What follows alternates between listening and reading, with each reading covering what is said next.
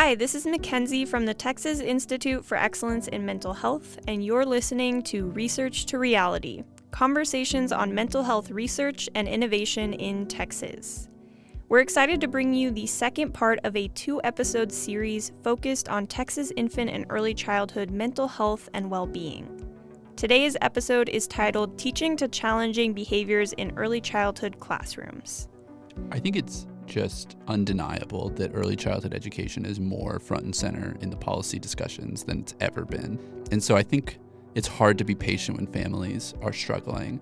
Because every generation of children is going to present different concerns and challenges. And we're consultants, we're up for the challenge, we're up for the work, we're ready to be there if we're just allowed to be there. Research to Reality is a podcast from the Texas Institute for Excellence in Mental Health, brought to you by the University of Texas at Austin School of Social Work. The opinions expressed in this podcast represent the views of the hosts and guests, and not the official views of the University of Texas at Austin. Returning to help us explore this topic are our co-hosts for today, Jenny Baldwin and Holly Gerslin-Becerra, both Senior Administrative Program Coordinators at the Texas Institute for Excellence in Mental Health, and co-directors of infant and early childhood initiatives. Today, they will be talking with special guests about the impact of early childhood education discipline standards and how mental health consultation can fill the gap. Holly and Jenny, welcome. Thank you, Mackenzie. We're really excited to be here and more excited to introduce our esteemed guests. So first, I have the honor of introducing a revered colleague in the space of early childhood advocacy and leadership, David Feigen. As Director of Early Learning Policy, David leads Texans Care for Children's work on pre-K, childcare, and other early learning policy priorities. Since joining Texans Care for Children in 2018, David has played a leading role in successfully advocating for investments in the state's Child Care Services program in 2025, passing legislation to help childcare workers access care for their own children, passing legislation to improve nutrition and active play in childcare, passing legislation to cap pre-K class sizes, and passing bills to support emergent bilingual students. He also served as a leader of the Texas Early Childhood English Learner Initiative in 2020, and Texans Care for Children's work to launch the Texas School Readiness Dashboard in 2022. Before joining Texans Care for Children, David was the legislative director at the Texas House of Representatives, where he shaped and executed legislative agendas focused on expanding opportunities for all Texans. David graduated from the University of Texas at Austin with a BA in government and a BS in political communication. David, we're so honored to have you here.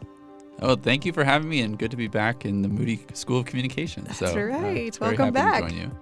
And I have the pleasure of introducing San Juanita Guerra, or SJ for short, who is a leader, experienced infant and early childhood mental health consultant, and colleague who's joining us from Laredo, Texas.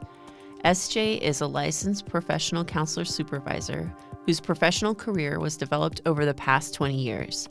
And SJ was a member of the first cohort of the National Center of Excellence for Infant and Early Childhood Mental Health Consultation Certificate Program through Georgetown University.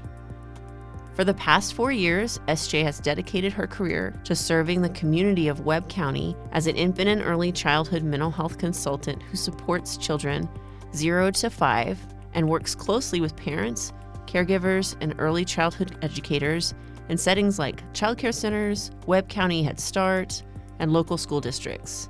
SJ, I'm so grateful you're here with us today to share your wealth of experience working in early childhood and with families. Welcome. Thank you so much for having me. Hello, everybody. What we're going to try to cover today in this podcast is the recent legislative session as it relates to early childhood education, its impact on families, school readiness dashboards, how that relates in its context to infant early childhood mental health consultation, that's role in supporting children and families in the classroom, and then what's happening next for supporting children's behaviors in early childhood classrooms.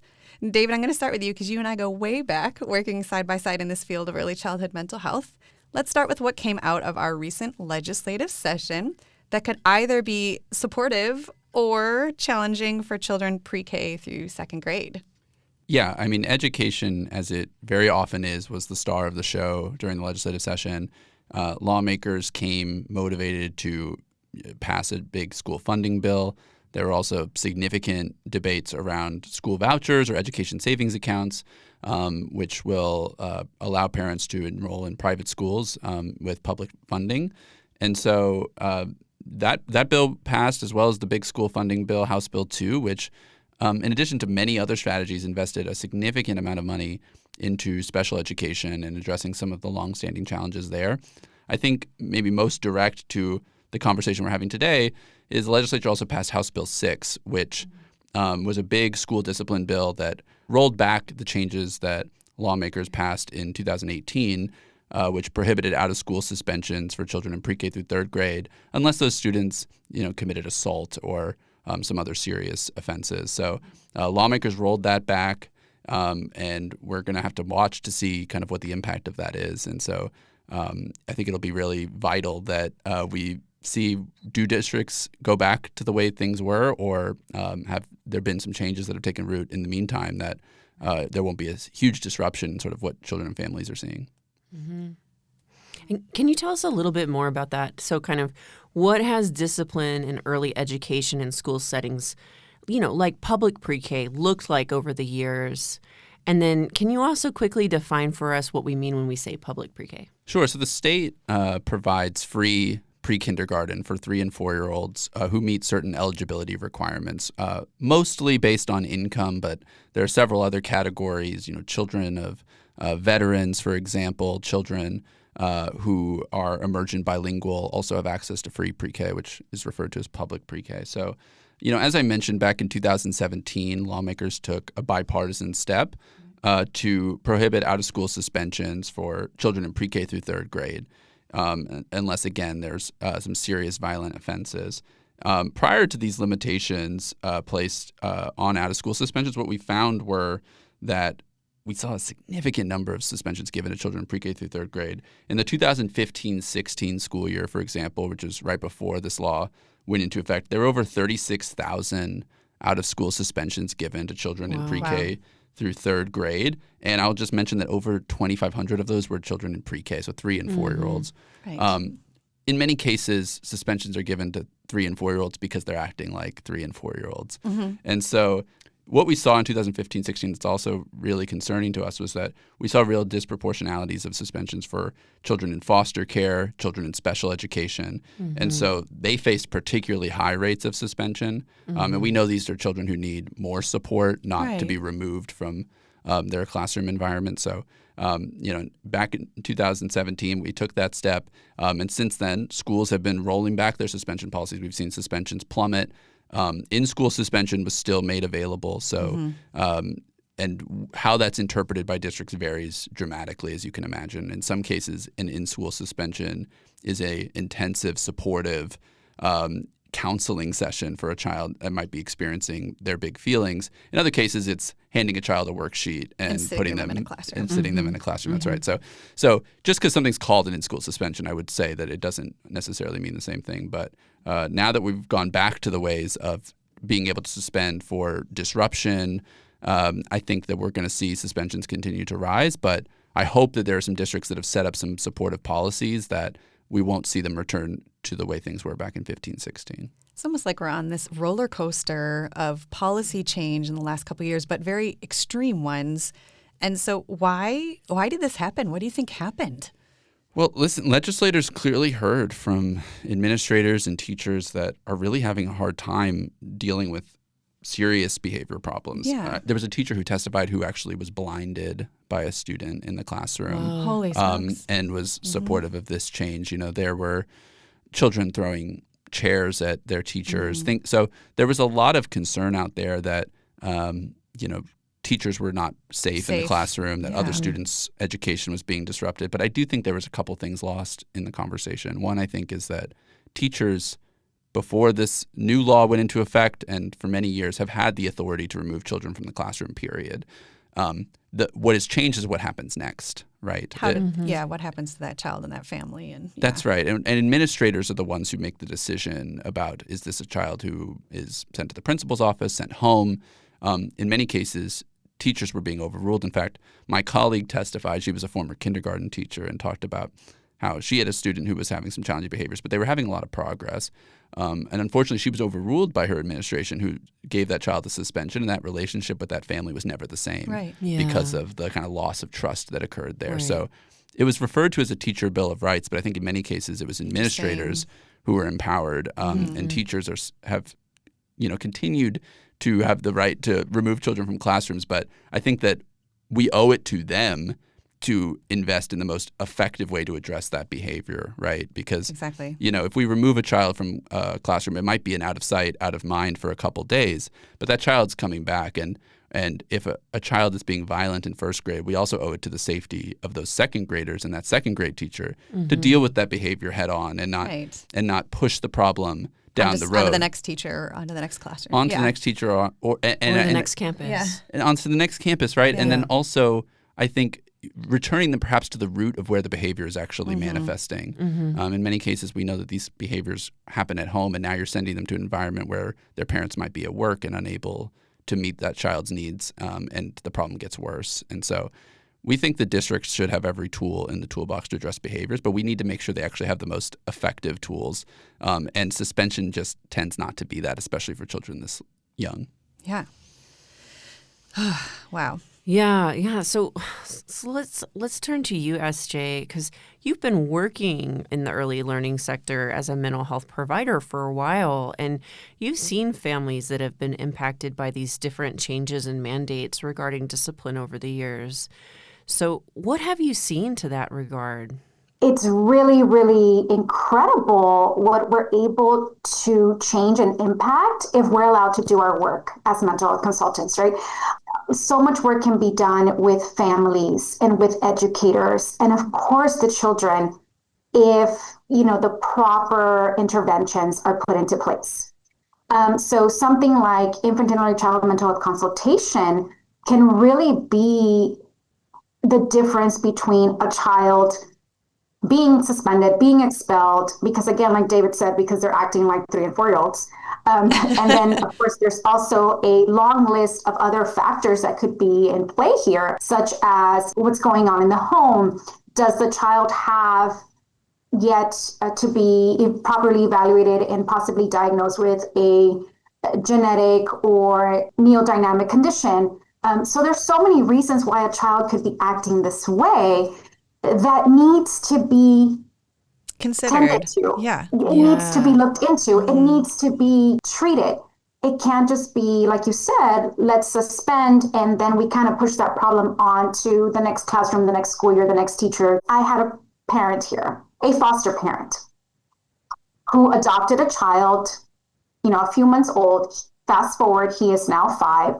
And there had been a lot of behavioral concerns and issues. And of course, what was at an ultimate high? Caregiver stress. I mean, this parent was like, I am getting phone calls from his teacher every day. This child is in kindergarten at a public school. Every day they're calling me. I fear my phone buzzing because it's either a text or a call from teacher. He is not doing well. I don't think he's learning anything because he's constantly being sent to either the counselor's office or whomever. And then on top of that, the child's self-esteem was just tanking. Tanking because he's hearing things like, oh, you're the bad kid, or my mom said not to hang out with you, and things like that, or you're not invited to my birthday party, which are everything to a 5-year-old, right? And so we worked together, working with mom and really guiding her and, really putting up a mirror of like, okay, what's going on in the home? What is working? What is not? What can we tweak?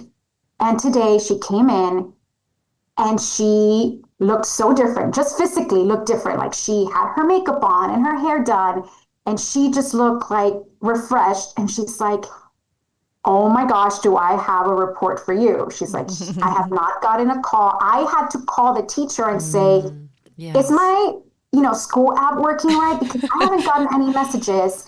And she's like, no, he's doing great. He's been doing his work. He's been following instructions. He's not bothering his classmates. But my point is that just by receiving this family into our program and working with them and sending some info to teacher and guiding mom on how to communicate with teacher and asking the right questions and guiding her to establish that close working relationship with the school and the school counselor and the principal. I mean, it's been a 180 for their family, for them as caregivers, as parents. Their stress levels are way down. And the child, he's doing well and he feels better about himself. And, things are just flowing a little better. And that's one case. And that one case you were able to intervene before other disciplinary Yes. actions And happened. So, Right. because the fear was that if we continue going down this road, he's going Right. to get suspended. Yeah, yeah. Right? And by supporting that Yeah. teacher, you're also supporting the other little ones that they Yes. are educating Yes. along the road as well. Exactly. And so you gave such a beautiful example of what mental health consultation can look like in early childhood. Can you give us like your elevator pitch on what an infant and early childhood mental health consultant does in an early education? Right off the bat, we want to explain and clarify that mental health consultants are not in the role of a therapist. We are not going to perform or provide therapeutic interventions to the child or anybody else that we're working with. As a consultant, the way I've always seen it and the way I've always approached my work is we are a liaison to facilitate and to nurture the relationships of those involved. So you typically at the table, we have caregivers, parents, and of course, we have all kinds of families, the child's teacher or teachers. If they are in a public school, then it would be perhaps the school counselor, the principal. If it's a learning center or other type of childcare centers, like Head Starts and privately owned, then we might have, the center director, the center owner, and anybody else. Sometimes I've dealt with if the child is receiving specialized services, so their speech therapist, their occupational therapist, their physical therapist, pediatrician. And so it's the way I also describe it is as consultants, we are here to work collaboratively with the village that it takes to raise a kid. Yeah. Right? Yeah. We work with the village. We bring the village together and everybody at the table has their own expertise. The consultant is not the expert or the know-it-all. It's also very important for consultants to always give everybody at the table their place and their recognition. Teachers are the experts of their classroom. Parents are the experts of their children. And so we never try to, overtake that role. And it's all about presenting support, guidance, to listen, and to wonder. One of the things that is very important as a consultant is to always take the stance of the wonder, right? I wonder, what is really going on here? I wonder if this teacher is on the verge of burnout or past burnout. I wonder if, this child has the proper nutrition. It's just always wondering what could be at the root of why something is not going well or why the communication is not flowing between these different parties. Yeah. So that's what consultants That's what you do. Yeah, Yeah. it sounds a lot like contextualizing the behavior, given all these different pieces of information, lots of observation, lots of aligning with those professionals and what they are already doing.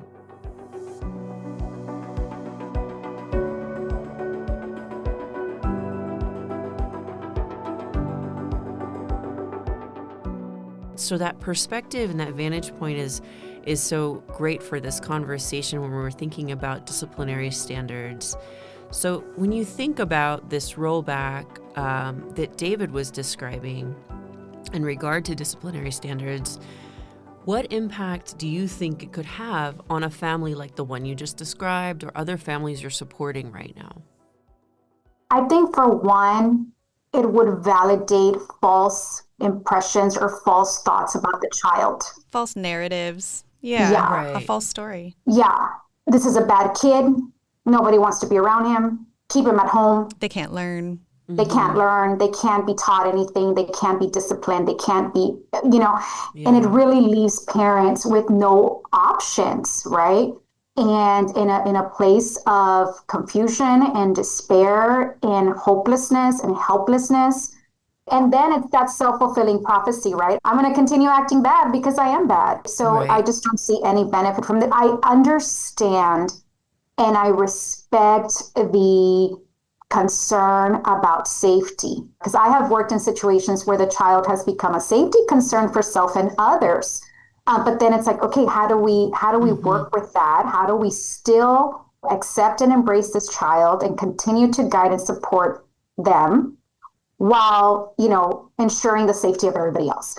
Yeah. Now, something else to keep in mind, and I present this every chance I get, is that especially for pre-kinder and kinder students today in 2025, these are our COVID babies. And of course, I know that's a whole other subject, and we're still trying to get more research on that. But Right, that is right. a factor that needs to be considered here that is not really being addressed, nor are there interventions yet in place, at least not that I'm aware of, to Right. really, really, That are specifically about that. Right, right. yes. That lack of socialization they had.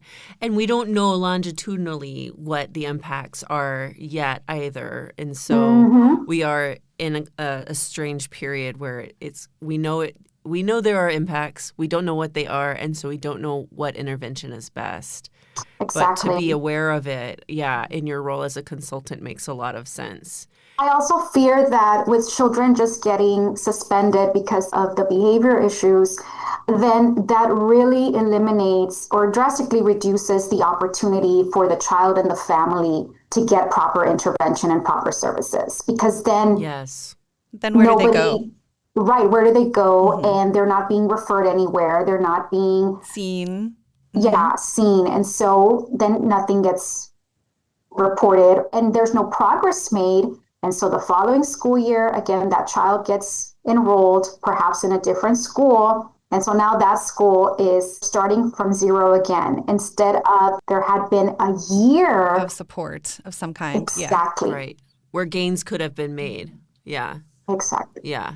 Well, and I think just quickly, if I can, I think that SJ's point is really well taken, and that, out of school suspensions were largely prohibited back in 2017, but there just simply wasn't enough effort paid to what comes in its place. And I think that there was a narrative built up that essentially it's a choice between suspensions and complacency. And I think what SJ is describing is the opposite of that actually there's a lot of urgency to address challenging behaviors, to build up supports for families, to help parents better manage those behaviors at home.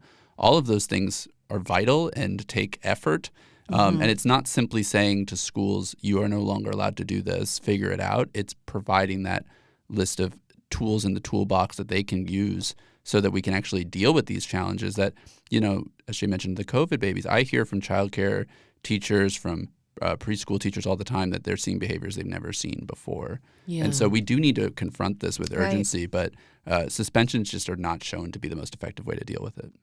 Well, and I want to Right. actually come back to you're talking about these tools, right? We need to give tools to our teachers, tools to our legislature, tools to our consultants. And I know, SJ, we're probably going to get back into some of those skills of what some of those tools are on your end. But David, I actually want to kind of pivot a little bit and come back to the school readiness dashboard that Texans Care for Children put together. Can you tell us about that dashboard? And we're going to get to how this kind of all connects in kind of in this definition. But what was the goal in creating it? And then what were your initial findings? So, we think there's broad agreement in Texas about the importance of early childhood and school readiness, about children's ability to thrive when they arrive in school. But we also think that state leaders and advocates have often tackled the issues of around early childhood sort of in silos and piecemeal ways. And so we really think that we need to take a more comprehensive approach. And we think that the school readiness dashboard is one of the ways that we can look at our early childhood environments and school readiness more holistically. So the dashboard, which you can find at txreadykids.org, if you go there, what you'll find is the latest available data on the key indicators that have been identified for school readiness. And for example, and what it means to be school ready. like what it means to be school readiness and what drives school readiness. readiness. Not necessarily just here's a list of test scores of students. It's where are these test scores coming from? Where are these behaviors coming from? What's happening? How are they created? Yeah, what is happening in children and families' lives? So, for example, we write about how about 1 in 4 eligible Texas children are not enrolled in the state's supplemental nutrition program, the SNAP program, available for low-income families, how that compares to other states, and how Texas is dramatically lagging behind in enrolling eligible families in that program. We know that if a child is hungry, even the best teacher is not going to get the best out of that child. No. And so, I was talking to a researcher who said, if you take 2 children, one child who has the best, most well-trained educator in the state but is hungry, and you take another child who has a completely unprepared teacher but has enough food at home, she would bet on the outcomes of the child with enough food at home 10 out of 10 times. Yeah. And so when we're talking about school outcomes and school readiness, we need to spend just as much attention thinking about food as we do tests and classroom environments. And so that's, I think, the point the dashboard is trying to make it. We have data on healthcare, on food insecurity, on families' access to just household resources. And so I think that the basic needs, child maltreatment, if a child's experiencing child maltreatment, that's going to show up in the classroom. And and to your point, I think it is very relevant for what we're seeing with challenging behaviors as well. Because if children don't have enough food, if they're experiencing child maltreatment, if they don't have health insurance and they're sick, challenging behaviors will manifest as a result. And so we have to actually address these root cause problems to improve behavior and improve school readiness. Right. Yeah, and you created that dashboard before the start of the 89th legislative session. So since it's been put out there for all to see, curious kind of what will be next and how you're going to use that dashboard to support young children and families? Yeah, I think that we are going to continue to remind lawmakers that to address the outcomes that we know they care about, we need to address all these problems comprehensively. Right. And I think that the dashboard is helpful in showing where other states lie. We look at how Texas compares to other southern states, other red states, Republican-led states. And I think that that's helpful for lawmakers to have a better context around policy choices. And we try to compare Texas to other states that are very similar demographically, politically, geographically, and remind lawmakers that there are things that we can change, that these are not inevitable outcomes. So, we'll continue using the dashboard and other tools to make the case to lawmakers that these are things we can change. We can see some of these numbers improve with policy choices, just as we've seen in some of our neighbors who have made changes in policy and have seen more children get health insurance, more children have access to food, more children have access to high-quality early education. These are things that states across the political spectrum, across the demographic spectrum, have been able to do, and I think that Texas can learn from these other states. And so we'll continue to remind them and provide them with the options to do that. Yeah, and I'm also kind of bridging the gap back to consultation with this dashboard as well, because we know the consultants go in and they can work with teachers, they can work with the adults, they can work with folks who are experiencing these children with challenging behaviors. But I think the consultants also can support, like you were saying, those readiness needs. They can talk to teachers about transitionary times where maybe a snack is required to support our children, where thinking about when nap time happens, before and after kind of pickups happen, when they're thinking about how do we engage a child who has excitable, intense energy. Do we engage them right away in a helping task, or do we sit them down and ask them to, get it together and read a book and calm their body? And so, I think consultation not only addresses talking to people about the behavior, but also can help with some of those dashboard readiness indicators to help children feel successful in classrooms and in schools, and then help families see that their child is being successful, which then changes the entire tone of that relationship and of the classroom. And well, look, my mom was a pre-K teacher for 30 years, and she often, every first day of school, seemingly there was always one child who had some challenging behaviors right away that she felt intimidated of, how do I get through to this child? And what she always said is I would find one positive thing that child did that day and celebrate the heck out of it. Yep. And that child started to have a different relationship with school, a different relationship with her, a different relationship with themselves in the ways that SJ described, in their confidence and the way they perceive themselves in the world. That's the kind of thing that my mother understood intuitively, but I think mental health consultants can really help to support. to help to support and give Yeah. teachers those tools. I love that because we know through several different types of parenting curricula that are evidence-based that praise is foundational to improving behavior and improving the parent-child relationship. And so for that same strategy to translate to an educator and child completely makes sense. Yeah. That's awesome. SJ, when I was just kind of talking about what consultants can do just from our own research and support of bringing a statewide infant early childhood mental health consultation system to Texas, how can you tell us kind of in real time, how are you prepared to support these classrooms, specifically thinking about the child's mental well-being, the parent's mental well-being, the teacher's mental well-being, and then the ability to help them thrive in classrooms where now new disciplinary plans are in place, are back in place? How are consultants ready to handle this? If it was up to me, if I could wave a magical wand, I would have a mental health consultant in every elementary school for these pre-K and kinder teachers and plenty of professionals as such to go around so that we can continue this wonderful work to be able to support families and children and teachers all across the state. But more importantly, to continue advocating for healthy, proper intervention and again, support of teachers and of parents, providing, resources and alternatives to school suspensions or to any other method that is not, research has shown us that it's not helpful and it doesn't make a difference in terms of what we're trying to accomplish with children, which is their overall well-being, academic success, and for them to just thrive, right? Right. And to go back to what David was saying too of justifying that suspension and expulsion are not proving to work. It's not a means to actually support the child's success long term.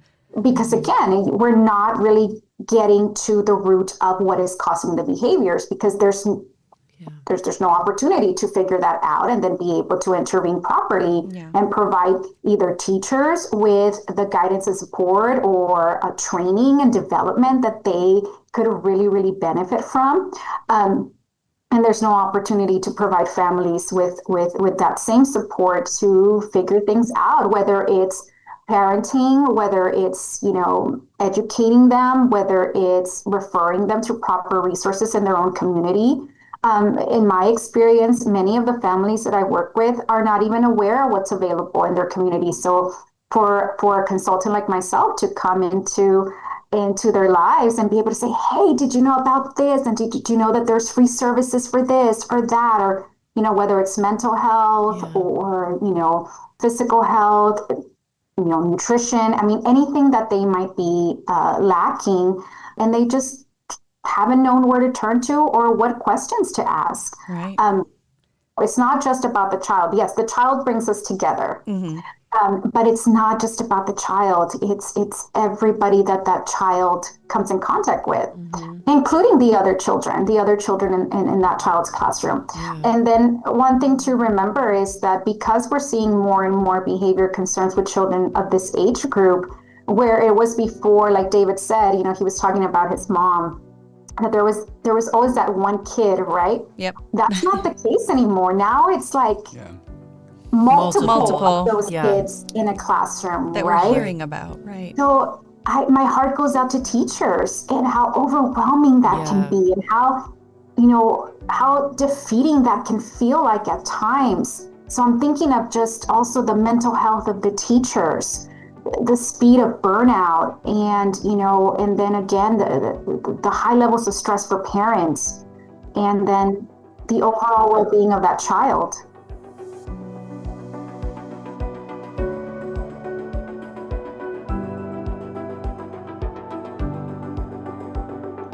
Yeah, SJ, I think that's a great segue to something else I wanted to ask you about because we've talked a lot about the supports that this brings to the child, which is almost like indirect, right? Because you're working with the other adults that are surrounding that child, that are in that child's life, and then you get all of these great impacts for the child.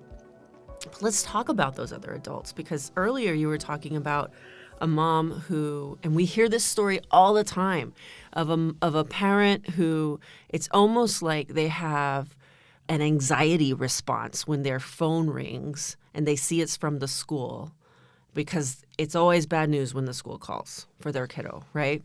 And that stress that causes also for that caregiver.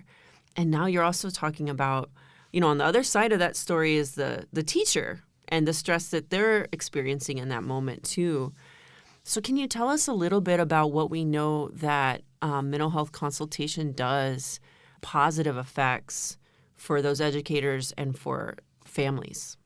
So for educators, one of those things is a boost to morale, right? It's like just boosting their morale, that their work has meaning, that their work has purpose, that their work is shaping and changing little lives and little hearts.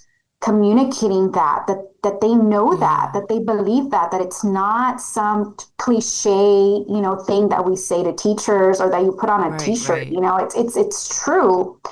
The other thing is really just listening with lots of openness, just listening to teachers' concerns, being that opportunity for them to express their concerns about their work, about their classrooms, about what they feel they are limited in, whether it's resources or it's their own abilities, right? Or their own training. And not making them feel alone, right? Like sometimes teachers don't bring it up because they think if I raise this as a problem, my classroom's going to start to get looked at. I'm going to be looked at like I'm incompetent. But instead recognizing these are struggles a lot of teachers face now. Yeah, exactly. And so helping them normalize those needs. Mm-hmm. Yeah, exactly. Helping them normalize that, but also that they are being heard and seen, that they're not being ignored, or they're going to get an eye roll like, oh, there's that teacher that complains again, because sometimes they feel that way. They feel like the more I feel that I voice my concerns, the more I feel like I'm seen as somebody who's just complaining. Right, and that's not teacher's intention. It's not to become, this bother to anybody. It's that they really want their voices heard so that change can happen. Right. Something that I always tell teachers and caregivers that I work with is there can't be change without change. Seems so basic. Right. And whether that is your approach or that is something as basic as the layout of your classroom, something's got to give, something's got to change. And for parents, it's the same thing. It's maybe it's the routine at home. Maybe it's the words that are coming out of your mouth. I mean, change can only happen with change. And so I think that's something also very important when I work with these teachers and these parents is I'm here to listen. I'm here to wonder. I'm here to provide ideas. Let's think outside the box. What have you tried? What haven't you tried? What has worked? What hasn't worked? When I worked with Head Start teachers, I started hearing from teachers that were like, I've been doing this for 25 years and I've never seen this before. Okay, here's a new challenge. How do we approach that? Mm-hmm. Dig deep into your toolbox of knowledge, teachers. And and for parents, we have a lot of first-time parents. And so, I had a presentation the other day at an elementary school, and something that I think really struck a nerve is when I said, when we become parents, it's not like you're given a manual that says, this is how you raise this kid. Wouldn't that be nice? I think every parent has said that. It's like, where was my manual? Where was my manual? And it's like, it's not. And you need a new one for every child. Yes. Yeah. Yes. Version 2. And the reality is that manual is not being created, nor is it coming anytime soon. So it's like, okay, so this is going to be something that is going to be challenging. Parenting is the hardest job in the world for which you get no training or preparation. I don't care how many books you read, nothing prepares you for the real thing. And I think that's part of the work too. It's normalizing that. I think also it's 2025 and with social media and the perfect families, the perfect situations. A lot of pressure. That's not reality, that's not reality. And so I think normalizing what reality could actually look like. Or what it is. Yeah. Yeah, you have kids. Guess what? Your house is always going to be a mess. And it's not because you're a messy person or lazy. It's just we have kids. Yeah, right. Also, that there is no perfectly well-behaved child. Children have a full range of emotions, just like you and I. The difference is they don't know how to describe their emotions, express their emotions, much less communicate those emotions. I mean, I know some grown adults who don't know how to do that either. So how can we expect 3, 4, 5-year-olds to do that? Yeah, so you're supporting the teachers, you're normalizing their Yes. experience, you're giving them the autonomy back to be brave and creative in their solutions, reminding them what they started this work for, what they want to see happen with that work, and really kind of almost creating a little foundation under their feet for a minute. Right. That burnout prevention, I'm hearing. Yeah, and I think it's just, again, like I said, just boosting their morale and giving them their confidence back sometimes. And if they're too hesitant to do that, then that's where a consultant can come in and say, well, let's have a conversation about what's doable considering your policies and procedures, because there's always that. What is doable, right? Yeah. So, okay, timeout is not allowed here. Okay, so what is allowed? What is allowed? What is allowed? Is there a calming corner? Is there, quiet time that a child is allowed to have for them to try to guide them and teach them how to self-soothe?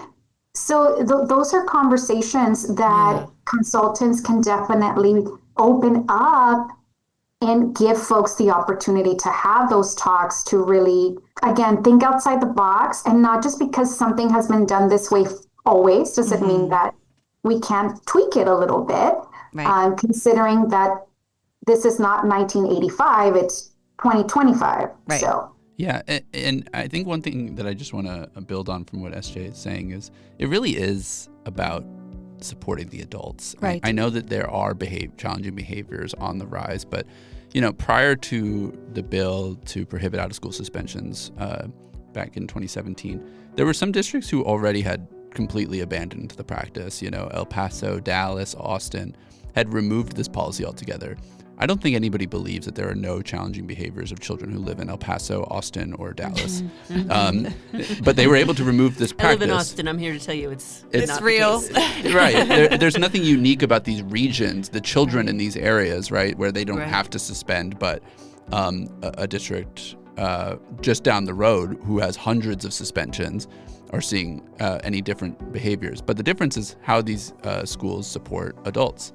And so I do think that we just need to remember that yes, teachers are seeing more challenging behaviors than ever in the classroom. But ultimately, to address this, we need to support the teachers and the adults so that they can support the children, and that there are tools that we can give them where we can most effectively deal with the issues.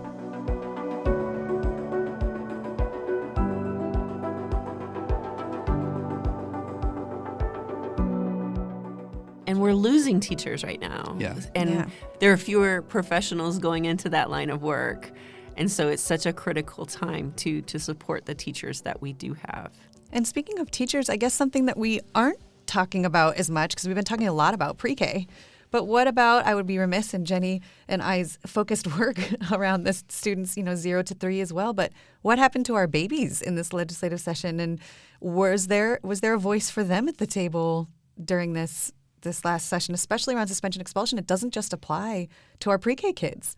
Right. In private centers. Yeah. Yeah, that's right. I mean, I think, children in pre-K, and especially older than pre-K, often get most of the attention in these conversations. Which is developmentally makes sense. And absolutely. And I think that the legislature also takes special scrutiny around the tested grades. And so I think that there's always greater attention paid there. But that doesn't mean that nothing was done that has significant impacts on infants and toddlers. So for one, Texans Care for Children advocated strongly for support for our early childhood intervention program, for example, which is a program that provides really crucial supports to infants and toddlers with disabilities and their families. We were able to see an $18 million increase of funds for that program, desperately needed to keep up with enrollment growth. Obviously, it's not nearly enough to meet the needs, but it was a crucial step that had to happen. And so we were really happy to see that program get the supports it needed. We also spent a lot of time advocating for families to have access to scholarships through the state's Child Care Services program. This provides financial assistance to working parents so they can access high-quality childcare for their children and go to work. That applies to infants and toddlers as well as preschoolers and school-age children, but we were really thrilled to see a $100 million increase in the program. For the first time, we saw lawmakers provide additional funds for that program beyond what we receive from the federal government. So that will enable thousands of scholarships to go to families that are desperately needed so they can access high-quality childcare. Because we know that when working parents don't have access to these scholarships, there's tens of thousands of them, by the way, on a wait list right now that could be 6 months to 2 years in many cases. So when parents don't have access to these scholarships, they are faced with a tough choice. Do they leave the workforce altogether, sacrificing their career and potential earnings for their household? Do they pay for childcare they simply can't afford? Or do they, worse, enroll their child in an environment that may actually be unsafe, an unlicensed program that they can afford? So these scholarships are really vital for infants, toddlers, preschoolers, and we were excited to see that investment made to ensure that more families have access to these scholarships. I think that's huge, and it's like one of those moments where I have to remind myself as a Texan that in Texas we have the second largest child population in the entire country, right? And so it's just a huge feat to support all of those children. And to SJ's point, I mean, it takes dollars to do that. Right. You know, it takes dollars. It takes these wonderfully experienced and educated professionals like SJ, like these educators we're talking about, and they deserve that support. So, David, what's next then? What's the unfinished business, I guess, for our early childhood advocates and going into these next session preps and the next discussion topics? What's next? Well, look, there were some good steps that were taken, but we still know the challenges are immense that are facing families in their ability to access high-quality early learning. Parents are paying more than they can afford, with infant care, for example, costing more than in-state tuition here at UT Austin. Which is just wild. And you don't have 18 years to save. You don't have access to as many scholarships. And so I think that parents are paying more than they can afford. The educators who are vital to this work, as we've talked about, are paid around $11, $12 per hour with little to no benefits in our childcare settings, which means we desperately need more staff. We can't retain high-quality, well-trained staff. And so we need to ensure that programs have the resources to pay their staff more, because we also know the programs themselves are operating on barely sustainable margins, around 1% profit margins. So they are constantly on the verge of closure. I have visited high-quality childcare programs where you see a classroom just bustling with activity, well-trained teachers on the ground helping kids out, sitting next to a completely empty classroom. And I'm asking the director, how is it possible that you have an empty classroom? I know what the demand is. And she just said simply, we don't have the teachers. I wish we could. Like, we have the kids. They're calling. Their parents are calling off the hook. Right. We don't have the teachers because we can't afford to hire as many as we need. So, not to mention, as soon as a child has any kind of disciplinary action from one center, and not to go into this too heavily, but just to plant the seed, but it's not like we have an unlimited amount of centers in a location for a family to access once they're moved from one to the next, or there's only maybe 2 or 3 in their entire area. Then there's also have wait lists. Access. Yeah. Yes, the access just suddenly plummets, and so yet another level of stress on our families. That's right. Yeah. Well, SJ, what about you? What are you going to focus on in this coming year, 2025, 2026, for the children and families that you serve when you're thinking about early education? I mean, for this coming year, my goal as a professional and as a member of my community is really just strong efforts and focus on advocacy. We got to have boots on the ground in terms of just mobilizing and spreading the message, that these things are necessary, these types of services, that professionals need greater support.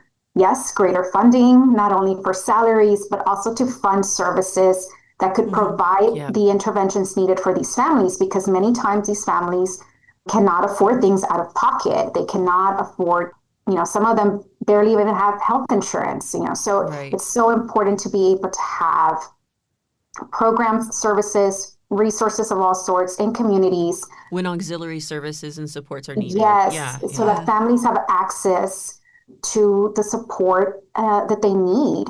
That educators have access to also the support that they need, their own mental health support, their own resources for training, or just to have a conversation and say, hey, I just need some guidance here.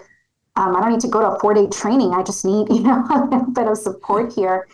So it's so vital that, again, those of us that do this work, that recognize the impact that this has in our communities and that have a passion for this, just really, really get out there. And we can't be hesitant anymore in terms of not speaking out or not spreading the message again of how important these services are, and fighting for more funding. And also, I think it's a lot of education. It's a lot of education. 'Cause I remember when I started my work as a consultant in our community, wow, it's almost going on 5 years actually in April. And folks didn't know what mental health consultation was and what consultants are able to do and the difference that we're able to make. And so I think that's a big part of the mission here. It's really, really educating our communities, our community leaders on what this is so that we can be able to get that support. We may not be able to get funding right away. We know that's a process and it takes years, but at least to have the support and the buy-in of this is so important, and it's a missing piece. It's the gap that needs to be filled when it comes to consultation. It's the gap that is there. When schools ask themselves, well, we have all these other professionals, yes, and they are experts in their own areas and in their own right, but there's a missing piece. And to Where's me, the mental well-being piece? It's the mental well-being piece, and it's the mental health consultation piece that to me is missing. Once you're able to fill that gap, things start to fall into place and things make sense. And I'm also just kind of like bringing us full circle too, that I think advocacy can happen at all levels. I think we need it locally and at the state. So I'm so excited to have you both here talking about that importance and talking about these topics. When our listeners walk away today, what hope should they take with them? What's making you both feel hopeful in your roles as we work on challenging behaviors in classrooms, working with families? David, let's start with you. What is your hopeful takeaway? Well, I would say a couple of things. One is that I think it's just undeniable that early childhood education is more front and center in the policy discussions than it's ever been. Whether it's city council meetings or debates in the legislature or presidential debates where childcare is coming up now routinely. This was not the case just a few years ago. And so I think it's hard to be patient when families are struggling. But I do think it's worth noting that this conversation as a real public policy debate is relatively new. And I think that we've come a long way in a very short amount of time. And on the issue specifically of addressing challenging behaviors, while we at Texans Care for Children are concerned with the move lawmakers made around suspensions, I think it's worth reminding ourselves that they're trying to solve the same problem. We don't necessarily agree with the solution, but we think that if we all understand the urgency around addressing challenging behaviors, that's a good start. And I think that we can help provide the evidence for why there are more effective ways that we can address these things. And I'm hopeful that that message can be received. And SJ, same question. What's giving you hope today in your work supporting families who are in the early education space? Well, just being on this podcast, just being able to have opportunities like this to share experiences, to share information, and to, again, advocate and get the word out. The thing that gives me a lot of hope is that more and more of us do exist now than when I started this work in the state of Texas. More mental health consultants? More mental health consultants are out there now, and folks are properly trained, and they are getting a lot of experience out in the field, making a lot of connections, networking, making contacts, and making a difference. And so once we've done that, and which we have, I know that my counterparts in other areas of the state are doing such wonderful and amazing work.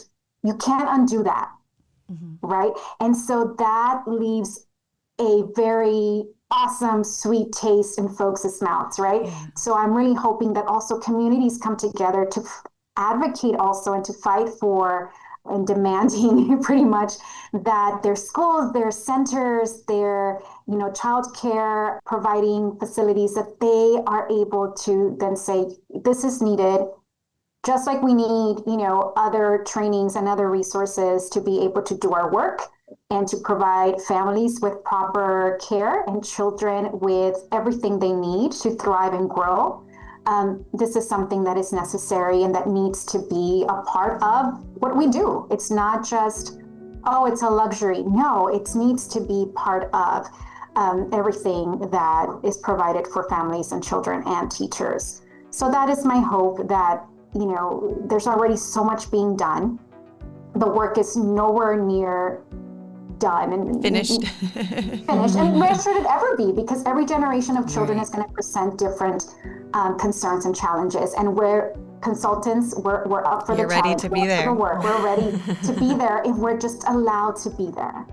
So that's my hope, and that's the work that I will continue to do, and the message that I will continue to spread. Well, I feel like we could go on and on and on and talk to each other about this for hours. It gets us excited. But I also want to thank you both for giving us just a taste of this conversation. We hope that it inspires others to talk more about how they can start supporting families in the early education setting. And we'll keep up with you both, obviously, to continue our work. So thank you so much. Thanks for having me. Thank you for having me. That wraps up today's episode of Research to Reality. We hope this conversation offered some helpful insights and left you with a deeper understanding of the state of early education in Texas, as well as Texas Infant and Early Childhood Mental Health Consultation. If you enjoyed this episode, be sure to follow, subscribe, or share it with a friend or colleague who might benefit. You can also visit us at tiamh.org to learn more about our work and find additional resources related to this episode. Be well, and thanks for tuning in.